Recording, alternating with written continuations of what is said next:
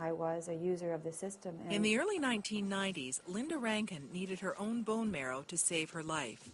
She was suffering from a cancer of the white blood cells. At the General Hospital, doctors took her bone marrow, but it was the Red Cross that cleaned it up, stored it, and returned it to her. The Red Cross also provided plasma and platelets as she recovered. There were times when there weren't platelets available. And it's as simple and as scary as that. The wait is the worry. The worry is that it's safe. The worry is that it will be there when I need it. Because of her experience, Linda Rankin is one of 2 consumer representatives on the board of directors of the Canadian Blood Services. What do I do?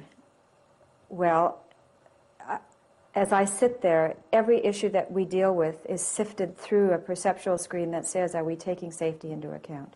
My biggest challenge is to establish ourselves as a credible organization and to win back the respect and trust of Canadians. Linda Cranston is the Chief Executive Officer of the new organization. With the CBS in place, who is the person who is ultimately responsible for the safety of the blood supply? It will be me. The buck stops with the Chief Executive Officer. And in the past, who was the person that was who was responsible for the safety of the blood supply? Well, I think that was the difficulty. If you read the Creever report, his concern was it wasn't really clear who was accountable. The Creever Commission recommended CBS be created. It will be noticeably different from the Red Cross. It will have only one responsibility, blood. The Red Cross also looked after disaster relief and water safety.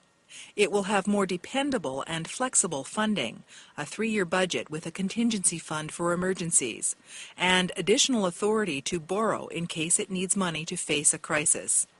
Linda Cranston says these and other changes will allow Canadian Blood Services to respond faster to any new threats in the blood system. I'm committed to ensuring that any emerging risks are addressed quickly and efficiently. As CEO, Linda Cranston will sign the checks of about 3,000 full and part-time staff. Most were employees of the Red Cross. She'll inherit the Red Cross's national office in Ottawa with its special lab for more specific testing of blood samples. And she'll inherit a challenge. Donations have dropped by 1/3 in the past 5 years. So the new agency will need to maintain the loyalty of current donors and find new ones. The process of donation, the willingness of people to donate shouldn't change in any way at all. This should be seamless to the donor coming into a clinic. But while donors may not notice much change, the staff will.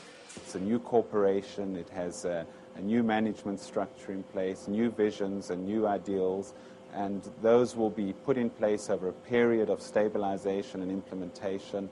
And I think Canadian Blood Services will be a different beast a year or 18 months down the road from what the system is today. What difference will it make to Canadians that blood is now being controlled by the CBS instead of the Red Cross? I'm hoping that I can convince them that they can have the assurance that that blood product is as safe as any other blood product in the world. It is words, I'm afraid to say, when they say that safety is first. And that safety is their focus. Because if it was, then we'd have active regulation. Michael McBain is with the Canadian Health Coalition, a group of labour, health and church workers concerned about improving the health system. The blood agency on its own will not be able to clean up the system. There has to be fundamental changes with the blood regulator, which is the health protection branch, in particular the Bureau of Biologics.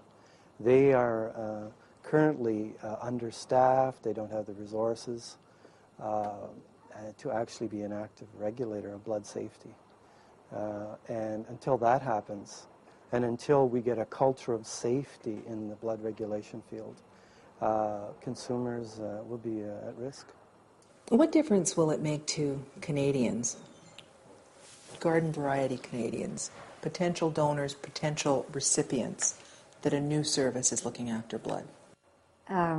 Speaking as a recipient of blood, and highly likely that I and my family will require blood in the future, I would have to say that I feel much more safe about requiring that blood, that I can count on it not killing me.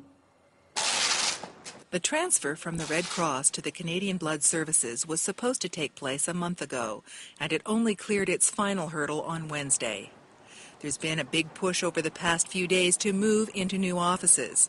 The Ottawa Blood Centre was waiting for its new sign.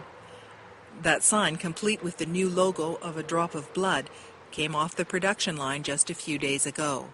It's day one of a new organization. Oh, I'm so happy.